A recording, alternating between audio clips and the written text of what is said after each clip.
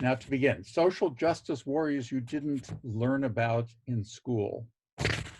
One of the important things to understand is how the civil rights movement in particular was led primarily by leaders who believed in nonviolence. And I will talk about two of those today.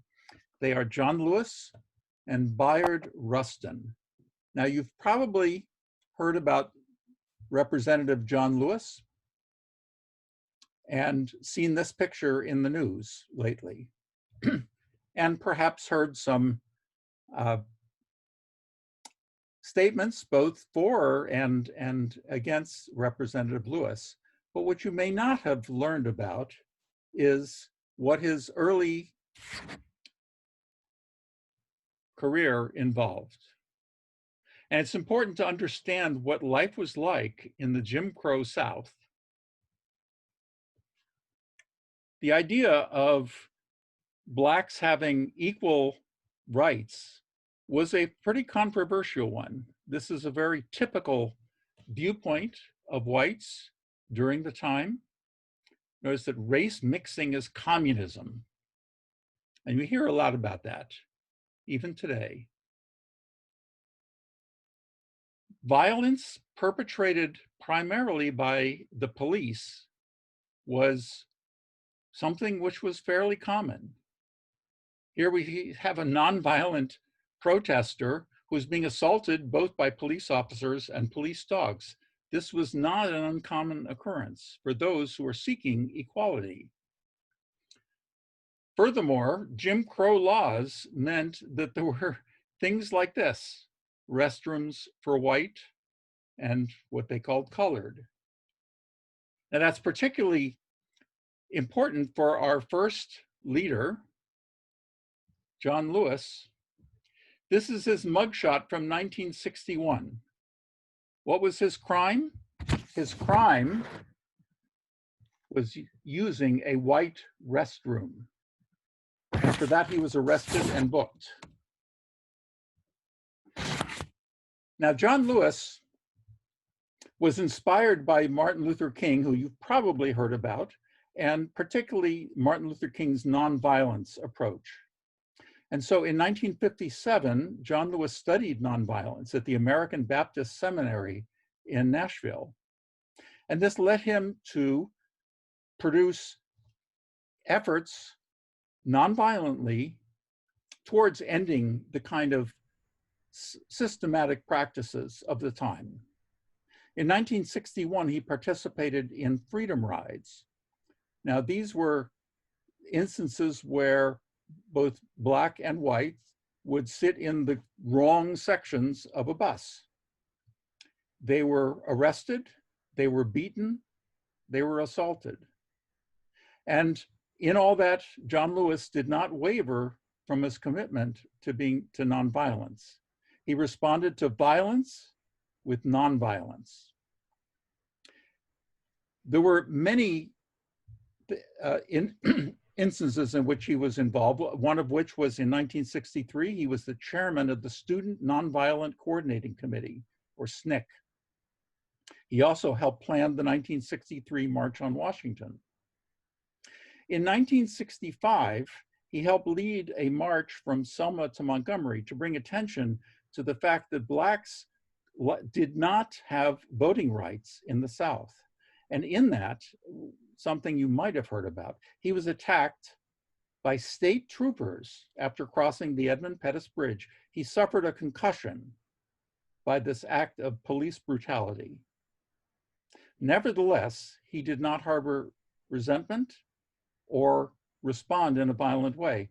Now, this march was a key element on the passing of the 1965 Voting Rights Act.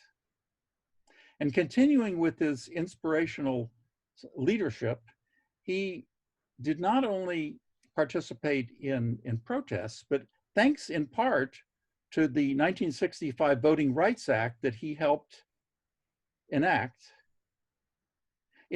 he started being involved in politics, culminating in 1986 when he was elected to Congress representing Georgia's 5th District. And this is a picture of the march from Selma to Montgomery. And again, you can clearly see that nonviolent protesters are being assaulted by police. This is something you may or may not have read about in history books. Sometimes the history books tend to whitewash and kind of make a little bit more pleasant some of the things which have happened in our past. So John Lewis represents an inspirational leader to me, somebody who adhered to his philosophy of nonviolence and furthermore promulgated change through leadership, first through resistance and nonviolent protests, and then to becoming involved in the political system. Now, the second leader I want to point out, his name is Bayard Rustin, and this is actually going back in time a little bit. He was born in 1912 and passed away in 1987. He was raised by his grandmother, who was a Quaker, and inspired by that philosophy, he also was an adherent of nonviolence. In 1942, he helped organize the Congress for Racial Equality, or CORE.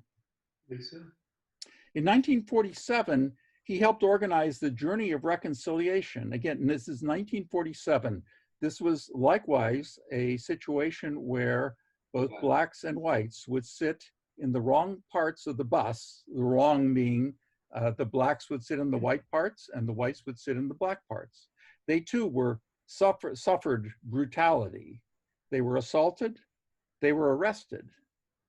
And you may have heard about Rosa Parks. That was many years later.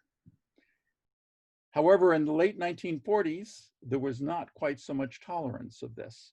And so because Bayard Rustin sat in the white section of the bus, he was sentenced to 22 days on a chain gang, again, for sitting on a bus.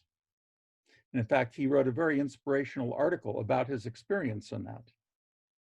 Inspired by Mahatma Gandhi, in 1948, he traveled to India to hopefully study with Gandhi, who had unfortunately been assassinated shortly before that. In 1956, he was the one who taught Martin Luther King about the philosophy of nonviolence. And it was a significant thing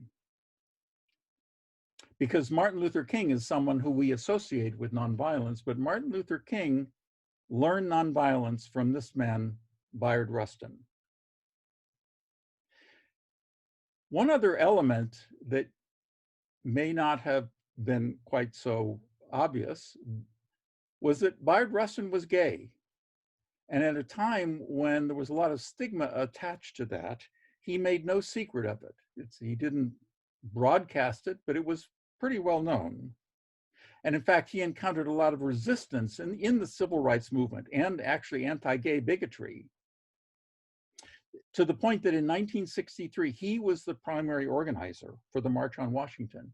You may associate the March on Washington with Martin Luther King, but Bayard Rustin was the man largely responsible for that. And the reason why you probably don't hear about it is because of his being gay. His role was mostly hidden. So you may think that a lot of this is, well, that happened a long time ago. We don't have those kinds of problems now. And when they happened, that was just kind of down south. This is Bayard Rustin in 1963 at the March on Washington. But if you think that this is something which has just gone away, this is a picture from Columbus, Ohio in the north in 2011. Notice the sign, public swimming pool, whites only, Columbus, Ohio. If you think that systematic racism is gone or doesn't exist, or that police brutality is a thing of the past in the South, this is a picture from Brooklyn, New York, 2020, this year. A peaceful protester is being assaulted by the police. We need leaders like John Lewis and Bayard Rustin, and they exist. And the resistance to racial equality and the movement to remove the systematic racism that exists in our society still continues to this day. Police brutality exists to this day. And so I hope that you read, educate yourself, and learn about the history and work towards change. Mr. Toastmaster.